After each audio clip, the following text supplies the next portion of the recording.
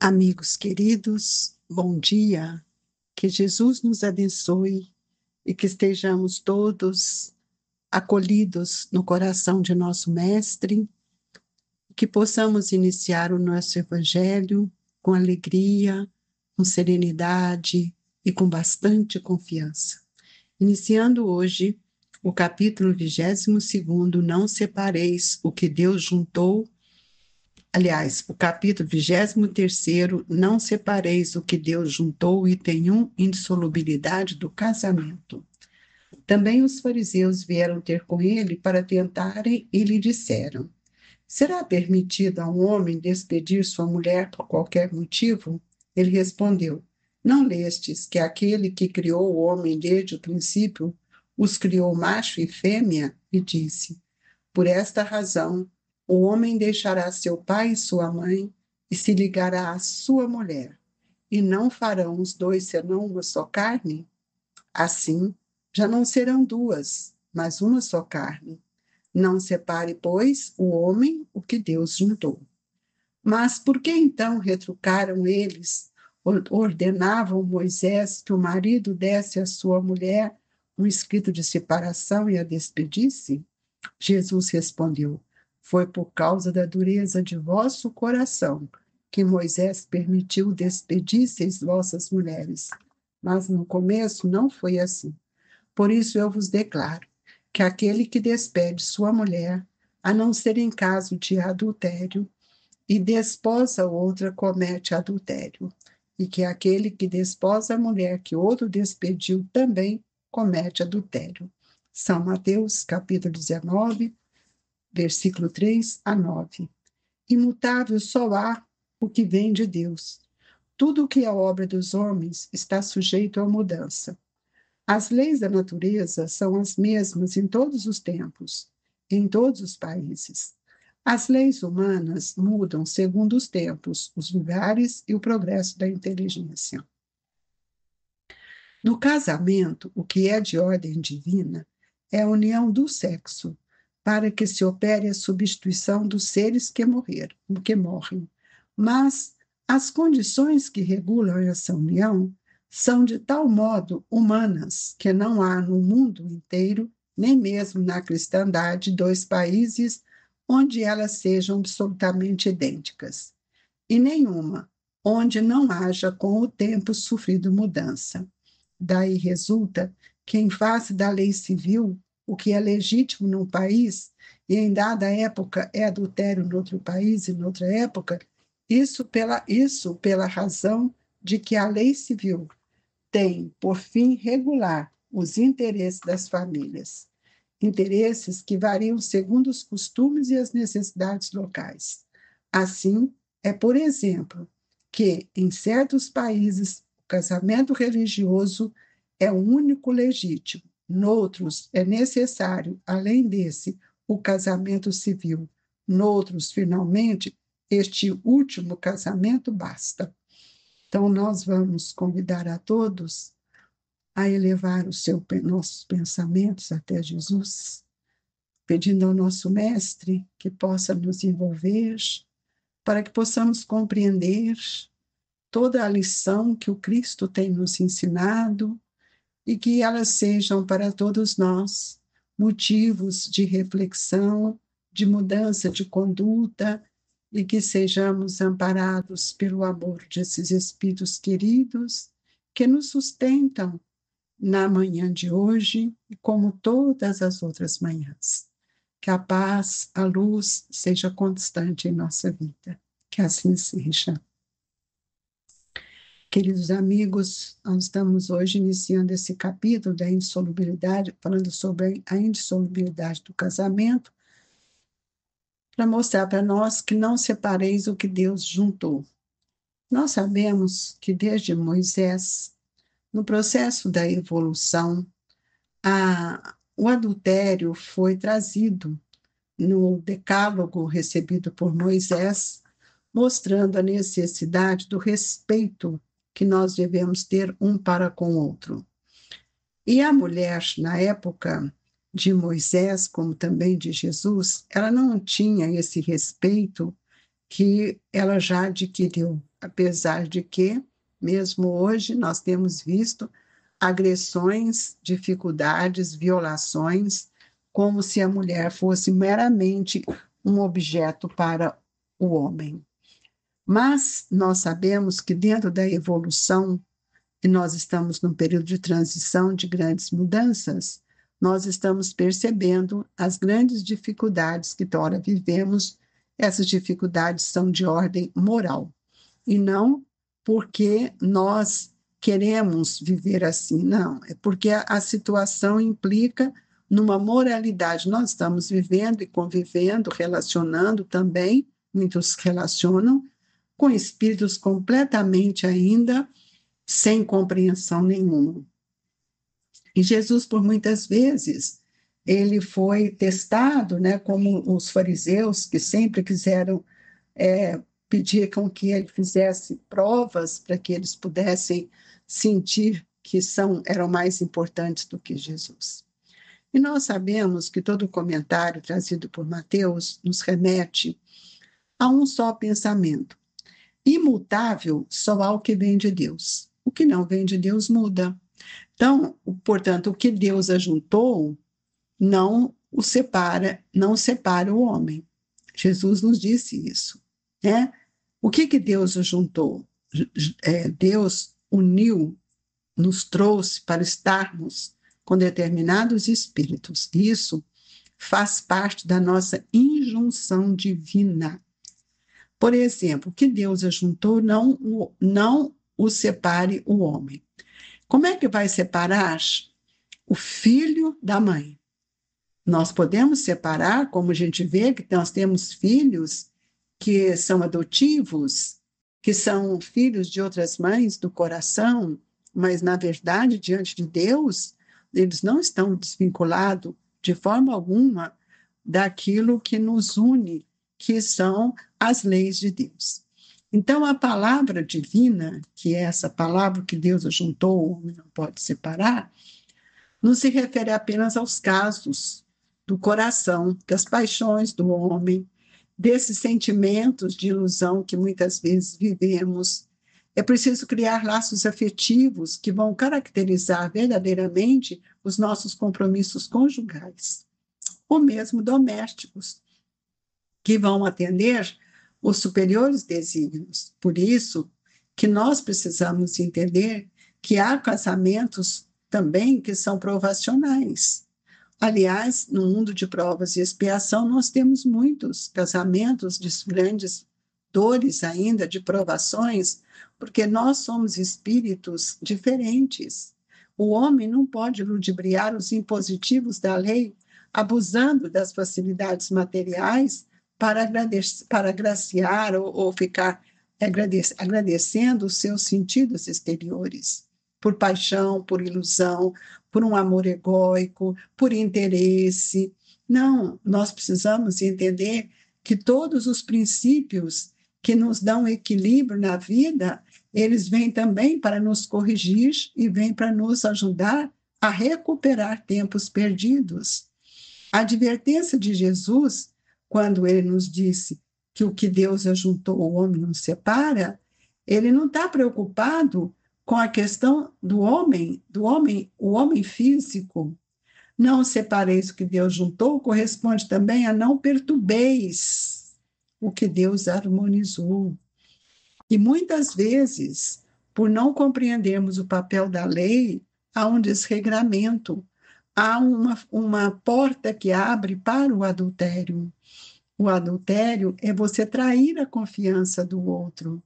E ninguém pode alegar o desconhecimento de todo o propósito divino, porque nós temos dever de amar. Se nós fizermos escolhas, que o casamento não é uma injunção, mas são escolhas que constituem base de compromisso com os espíritos que viriam como os nossos filhos, nós temos como um sensor na nossa intimidade, que é a consciência. A consciência, ela funciona como uma sentinela vigilante, para que nós possamos estarmos sempre certos do caminho que queremos.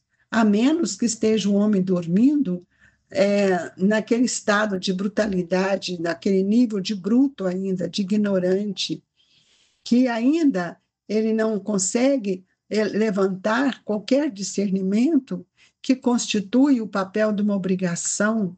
Nós vimos em outras épocas, até hoje, mas as religiões, elas tiveram momentos em que nós também precisamos entender que elas criaram fugas que eram justamente para que aquelas pessoas que estariam ligadas aos compromissos, elas se furtavam a isso. Quantas clausuras, quanta situação desse jeito que nós temos percebido que as pessoas ainda vivem. E aí nós vamos ver que no Evangelho nós podemos ver que nós não podemos nos perturbarmos de forma alguma. Por quê? Porque muitas vezes as pessoas que vão para essas ordens, para essas congregações, muitas vezes é uma fuga. Então, nós precisamos ver que nós não podemos perturbar com que com que Deus harmonizou. Ninguém pode alegar desconhecimento disso. E quando aqui ele fala por que Moisés permitiu que despedisse as suas mulheres, nós sabemos que Jesus, quando Mateus narra, por isso eu vos declaro que aquele que despede sua mulher a não ser em caso de adultério e desposa outra, comete adultério. Então, nós olhamos que hoje nós temos, dentro dessas uniões, no casamento, dessa união mesmo, nós vamos ver que nós temos leis que poderão regularizar isto, mas são leis dos homens. O que pode ser no Brasil uma lei civil do casamento, nos Estados Unidos, na China, ou outro lugar do mundo, pode ser diferente. Tem lugares que só o casamento religioso vale, para outros, não. Então, isso vem da crença. E por que nós precisamos de lei civil para isso? Para regulamentar a estrutura da família e resguardar a família. Porque nós encontramos, infelizmente, casamentos em que a mulher fica sozinha com seus filhos e o homem sai de casa. Então, nós precisamos compreender por que existe o casamento. Porque o casamento é de ordem divina. E por que é de ordem divina? Porque é a união do sexo. Justamente para que nós possamos receber os filhos de Deus, para que a humanidade se renove. E não como hoje nós temos visto, que muitas pessoas não desejam ter seus filhos por colocando várias objeções, e a maior parte delas se apoiam no egoísmo, porque não querem ter problema, e esquece que o casamento não traz problema. Ele só traz problema quando eu não compreendo que sou um espírito e estou relacionando com outro espírito, cheios de dificuldades, mas estamos juntos para burilar os nossos sentimentos e nos sentirmos mais fortalecidos. Então, a união do sexo, a par da lei divina material, é comum a todos os seres vivos. Nós sabemos disso. Os animais reproduzem, as plantas reproduzem, mesmo aquelas que são assexuadas. Então, quis Deus que os seres unissem-nos não só pelos laços da carne, mas também pelos os laços da alma, a fim de que a afeição mútua dos esposos se lhe transmitisse aos filhos que fossem dois, e não somente amá-los, cuidar deles e fazê-lo progredir. O que hoje está tão difícil e tão raro, porque nós estamos vendo a família totalmente desfacelada. Onde está o amor? Quais são as condições da lei do amor? Então, quando eu falo eu não quero ter filho, ou a guarda do meu filho vai para um ou para o outro, quem guarda o filho são os sentimentos, não é o homem. Então, é preciso que a gente possa pensar na importância e no valor o que Deus criou. criou seres, mas ele nos reuniu. Criou igualmente situações e coisas, ajustando todos para um bem comum. Quando nós nos desarmonizamos com as leis divinas, nós temos que preparar para a recomposição em outras oportunidades. Quem lesa o Pai algema o próprio coração, a própria personalidade, a própria consciência. Os resultados dessa ação infeliz, muitas vezes, nós gastamos séculos para desatar os grilhões que nós não valorizamos. Hoje, nós estamos vendo, amigos, quantos espíritos voltando, com tantas classificações que a neurociência tem trazido, a ciência, são filhos nossos, espíritos queridos, que Deus nos uniu pelas injunções, são autistas, são deficientes mentais, são isso, são aquilo, como a gente hoje está vendo. Antes de ser meu filho, nós falamos assim, mas ele é assim. Que isso, amigos? Ele é meu filho, ele é o espírito que veio para me auxiliar. Não sou eu que estou auxiliando ele me auxilia. Ele me faz sentir diferente, ele me faz sentir que eu preciso amar, que eu preciso educar. Hoje nós não estamos vendo isso. Hoje nós queremos que todos os nossos filhos venham todos com uma performance certinha. Não, nós precisamos entender que a realidade que hoje nós estamos vivendo, ela é uma realidade completamente diferente de tempos para trás. O serviço reparador que o Cristo nos oferece, que as leis de Deus nos permitem, que Deus nos proporciona, é para que a gente possa caminhar juntos. Então, é por isso que Deus não nos separa. Muito pelo contrário, nós estamos juntos para nos reorganizarmos. E é justamente isso que o Evangelho hoje vem falar. Não é a lei civil, porém, nem os compromissos que ela faz que se contrariam, pode suprir a lei do amor. A lei do amor preside qualquer união. Então, é como nos diz, né, o Evangelho, nós precisamos ter respeito um com o outro. Então, não são leis civis que vão representar tudo isso. Os obstáculos do cumprimento da lei divina, eles promanam dos prejuízos que nós temos vivido. Queridos amigos, não perturbemos de forma alguma com aquilo que Deus me ofereceu.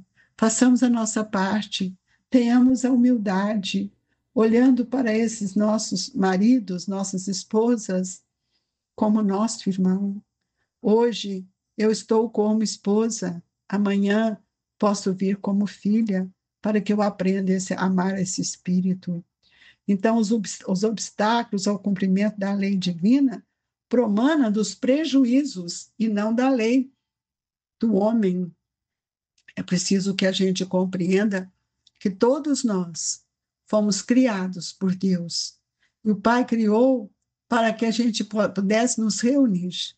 Criou para que a gente pudesse nos ajustar ao bem comum. E todos nós que tropeçamos nas leis divinas, nós teremos que responder por isso.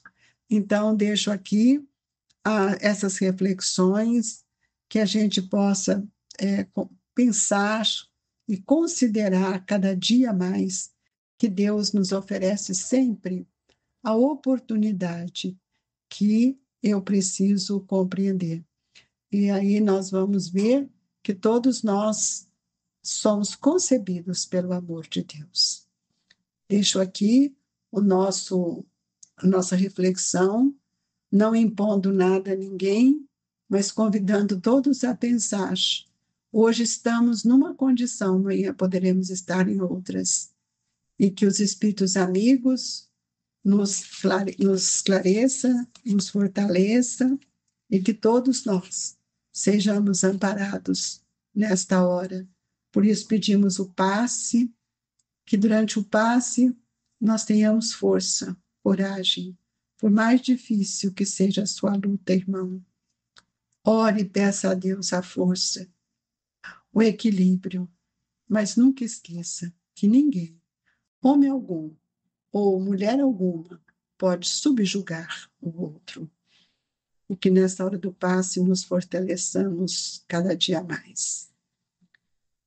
Peço a Jesus a bênção da fluidificação das águas, que sejamos cada dia mais conscientes que as nossas uniões, são uniões ainda de muitas provas. Que Jesus possa nos amparar. Deixe no coração de todos as vibrações do Grupo Espírita Esperança e Caridade. Fique com Deus, amigos, irmãos. Que assim seja.